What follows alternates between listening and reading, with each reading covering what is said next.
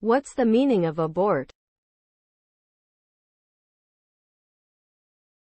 Abort. Abort.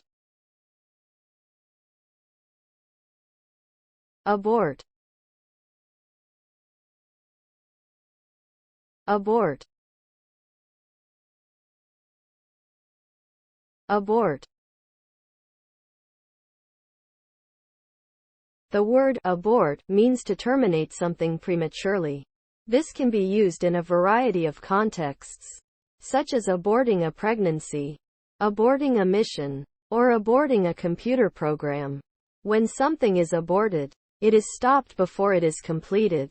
This can have a variety of results, depending on the context. In the case of a pregnancy, an abortion can result in the death of the fetus. In the case of a mission, an abortion can result in the loss of life or property. In the case of a computer program, an abortion can result in data loss or system instability. In general, aborting something is a last resort. It should only be done when there is no other option.